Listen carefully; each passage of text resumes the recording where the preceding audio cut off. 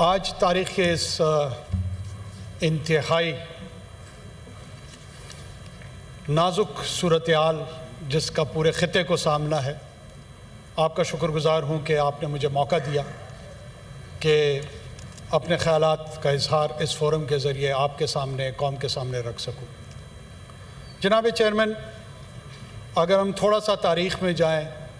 اور سمجھنے کی جسارت کریں، کوشش کریں کہ آخر ہمیں کس چیز کا سامنا ہے۔ پہلگام کا واقعہ جس میں 29 یا 28 بے گناہ لوگوں کی جانیں گئی، اور اس بے گناہ لوگوں کی جو جانیں ہیں وہ لاکھوں کشمیری جانیں جو اس جائز حق خرد ارادیت کے جدوجہد میں شہادت کے مرتبے پر پہنچی ہیں، اس کا متبادل تو نہیں ہو سکتی، لیکن اس کو جواز بھی فراہم نہیں کیا جا سکتا۔ ہم پاکستان نے بطور ریاست اس کو کنڈیم کیا ہے، لیکن ساتھ میں وہ ہزاروں لاکھوں کشمیری بے گناہ شہداء کا جو لہو ہے وہ بھی اس پورے قصے کو ہمیں یاد دلاتا رہتا ہے کہ آخر کیوں یہاں ہم کیوں پہنچے ہیں۔ برصغیر کی تقسیم کے حوالے سے، دو قومی نظریے کے حوالے سے، یہ دو عرب انسان جس میں مسلمانان ہند اور غیر مسلمانان ہند دونوں کی تقسیم تھی، دونوں کا اپنا اپنا سیاسی نظریہ تھا، دونوں کی اپنی سیاسی فکر تھی، جس کے نتیجے میں ایک غالب اکثریت نے دو قومی نظریے کے بنیاد پہ اپنے لیے نئی ریاست کی تشکیل چاہی، اور اس کے اصول میں قائد اعظم محمد علی جناح کی سربراہی میں اس کی تکمیل ہوئی اور اس منزل کو حاصل کیا۔ اس منزل کے حصول کے بعد بدقسمتی سے خطے میں اس کو ویوی سیکشن آف مدر انڈیا سے تعبیر کر کے جو ہندوتوا، جس کا ہندو مذہب سے میں وضاحت کے ساتھ کہتا چلوں کوئی تعلق نہیں ہے، یہ Brahmin political ideology, distorted Brahmin political ideology کی ریفلیکشن ہے، وہ اس کو مدر انڈیا کی ویوی سیکشن تقسیم سمجھتی ہے، اور اس کے تحت ایک نفرت کی فضا، ایک نفرت ایموشنز کی بنیاد پہ روز اول سے ریاست پاکستان کے خلاف اس کی ابتدا کی گئی۔ مختلف جگہوں پہ ہمیں اس کا مظہر ملتا ہے، لیکن خصوصی طور پہ کشمیر میں جس طریقے سے ریاستی جبر، ریاستی فوجی قوت کے ذریعے بزور شمشیر ان کی پاپولیشن کی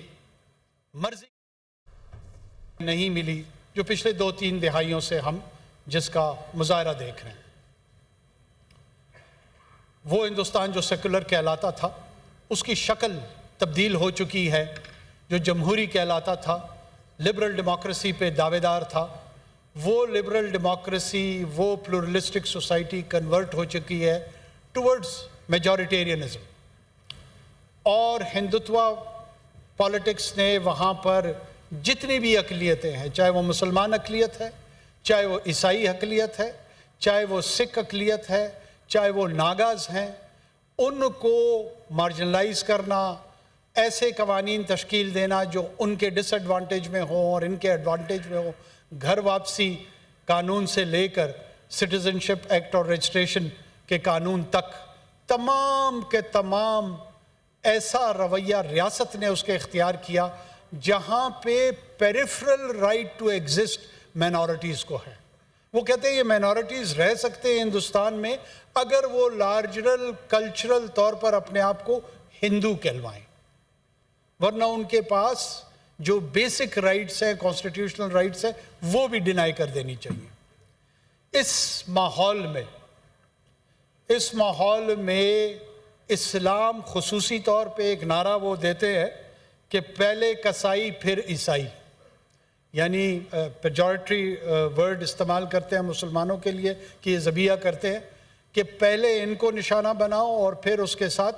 عیسائیوں کو نشانہ بناؤ۔ کیوں؟ کیونکہ ان کا دعویٰ ہے کہ ان تمام بر صغیر میں جتنے لوگ تھے یہ پہلے ہندو مذہب سے ان کا تعلق تھا، جس کا राज ब्राह्मण के पास था, और वक्त के साथ साथ इनमें से कुछ लोग ईसाई मज़हब अख्तियार कर गए और कुछ इस्लाम की तरफ राग़िब हो गए, तो इनको घर वापस लौट के आना चाहिए, हिंदू मज़हब की तरफ लौट के आना चाहिए। इस मजहबी इंतहा पसंदी को मद्देनज़र रखते हुए उन्होंने माशरती रवैये बनाए। मॉब लिंचिंग, जिसमें गौ माता की बेहुरमती के इल्ज़ाम पे इंसानों को गौ मूत्र या गौ की ज़बिया के इल्ज़ाम में इंसानों का कत्ल आम करना एक एक्सेप्टेबल मशगला हो गया है, एक ऐसा रवैया हो गया है जिसको वहाँ का माशरा और रियासत दोनों न सिर्फ दरगुजर करते हैं बल्कि उसको कबूलियत का दर्जा दे दिया। हमसाए में इनके भूटान, नेपाल, श्रीलंका, बांग्लादेश सबको ज़ेर नगू करने की कोशिश की है और उसमें एक हद तक शायद उनको कामयाबी भी मिली है। तो रह गया कौन? रह गया पाकिस्तान। पाकिस्तान के साथ सबसे बड़ा मसला ये है कि ये अपनी 24 करोड़ अवाम, जो एक प्लूरलिस्टिक डेमोक्रेटिक सोसाइटी की ट्रांजिशन की जानिब है, जो कि कमिटी ऑफ नेशंस में अपना एक बावकार मकाम बतौर मंजिल सामने रखे हुआ है, और उस मंजिल की जानिब गरचे उसको इंतहाई संगीन चैलेंजेस भी हैं जिनका उसे इदराक है, लेकिन उन चैलेंजेस को लेते हुए आहिस्ता आहिस्ता वो अपनी मंजिल की जानिब गामजन है। ऐसे में इस हिंदुस्तान की हेजेमोनिक डिज़ाइन के सामने अगर कोई खड़ा है in terms of capacity and in terms of intent, जिसका इरादा भी है और जिसके पास ये सलाहियत भी है, वो पाकिस्तान की रियासत है। पाकिस्तान की रियासत की सलाहियत पे बात करते हुए इसकी जो डिफेंस कैपेबिलिटीज़ हैं, इसके जो आर्म्ड फोर्सेस हैं, ये हमें इस करंट क्राइसिस में याद रखना चाहिए कि बैटल हार्डन्ड आर्म्ड फोर्सेस हैं इस वक्त आपकी। यहाँ से current army chief general Syed Asim Munir साहब से लेकर जो लेफ्टिनेंट इस वक्त सर्व कर रहा है, शायद ही कोई ऐसा अफसर हो जिसने तोप की गनगरज सुनी नहीं, जिसने जहाज़ के मिसाइल की आवाज़ सुनी नहीं, जिसने अपने सीने पे कोई ज़ख्म सजाया नहीं, जिसने बुलेट्स का सामना नहीं किया, दोनों सूरतों में, चलाने की भी सूरत में और current army chief general Syed Asim Munir साहब से लेकर जो लेफ्टिनेंट इस वक्त सर्व कर रहा है, शायद ही कोई ऐसा अफसर हो जिसने तोप की गनगरज सुनी नहीं, जिसने जहाज़ के मिसाइल की आवाज़ सुनी नहीं, जिसने अपने सीने पे कोई ज़ख्म सजाया नहीं, जिसने बुलेट्स का सामना नहीं किया, दोनों सूरतों में, चलाने की भी सूरत में और